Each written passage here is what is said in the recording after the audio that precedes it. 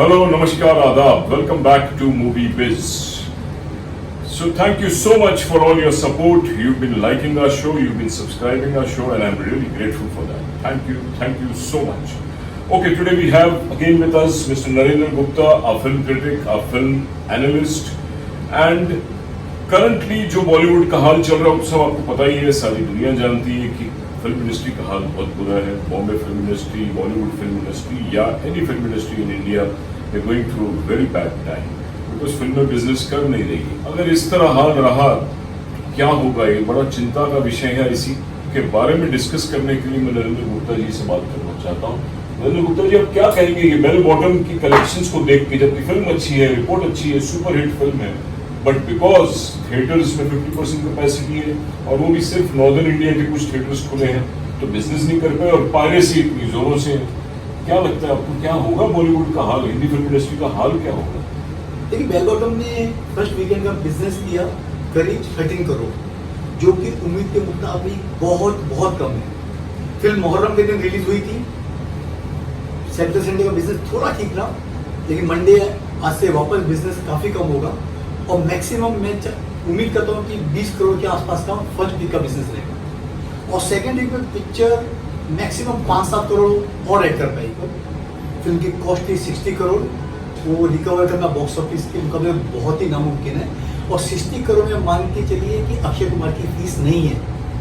Producer से ऐसी understanding थी अक्षय कुमार की कि डिजिटल, सैटेलाइट और जो बाकी राइट बिकेंगे उसमें से अक्षय कुमार को फीस दी जाएगी.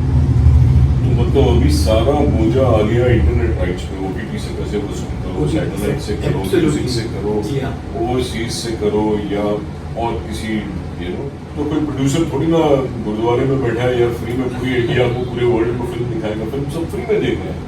डू यू नो प्रोड्यूसर पे क्या भी मेकर्स तो बोल रहे हैं बेल बॉटम वाले कि हमने अच्छी खासी रिकवरी कर ली है डिजिटल सैटेलाइट से, लेकिन कितनी की है वो पता नहीं. इस लिहाज से बाकी फिल्म मेकर्स डर जाएंगे अगर ये कलेक्शन उनको नजर आती है. तो इस हिसाब से अक्षय कुमार की सूर्यवंशी हो, रणवीर सिंह की 83 हो, वो यकीनन रिलीज नहीं होगी जब तक कि पैन इंडिया सारे थिएटर खुल नहीं जाते विद फुल 100% कैपेसिटी.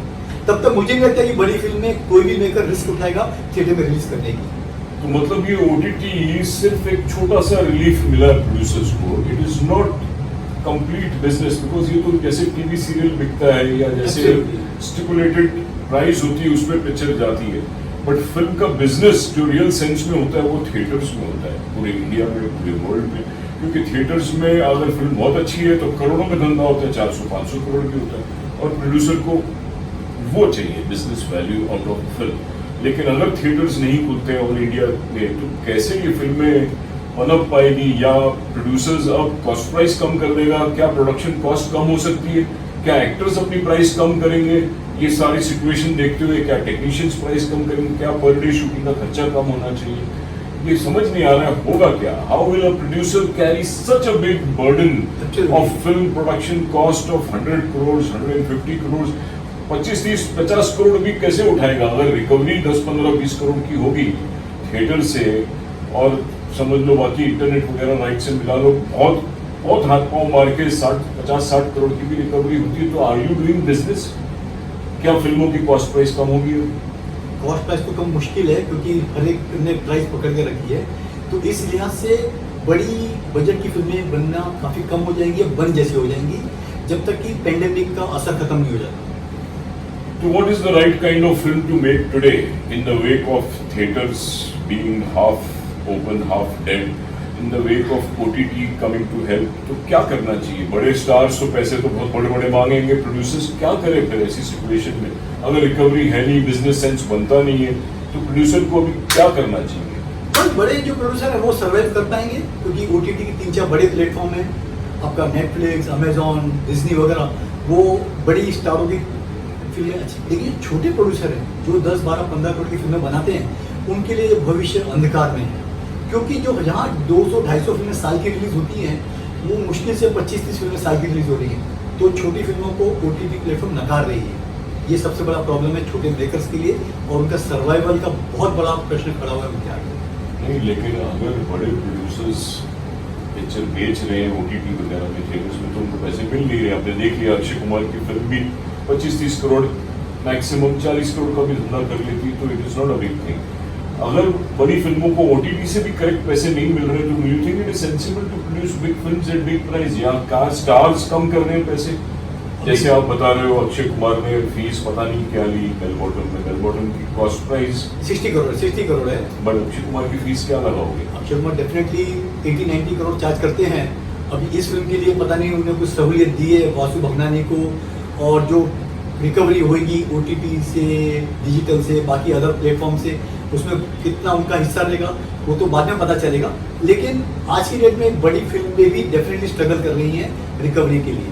मेरा पॉइंट वही जी हाँ, है। तो exactly। अभी मुझे लगता है अगर प्रोड्यूसर को बचाना है, प्रोड्यूसर की जान खतरे में, प्रोड्यूसर की पॉकेट्स बिल्कुल ही बड़े बड़े खाली हो होल गए हो हैं। चुके हैं, फाइनेंसर्स भी नहीं आएंगे अगर इस तरह चलता रहा, तो प्रोड्यूसर का साथ देना है और फिल्म इंडस्ट्री को बरकरार रखना है, जिंदा रखना है, तो एक्टरों को, टेक्नीशियंस को, सारे जितने जुड़े हुए हैं एक फिल्म से उन सबको सपोर्ट करना होगा, पार्टनर बन के हेल्प करना होगा, नहीं तो film business is finished according to me till the time theatres don't open.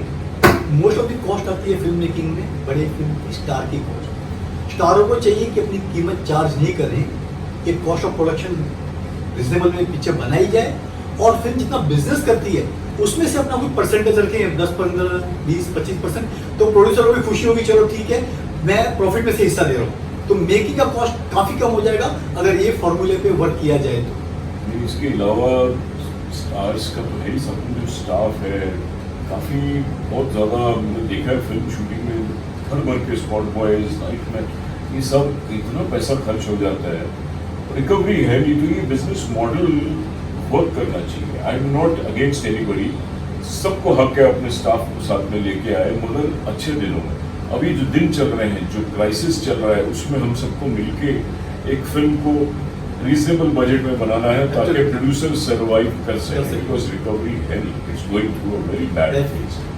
So that's what we pray, and we request all our film industry friends, our film industry members, our brothers and sisters to help the producer.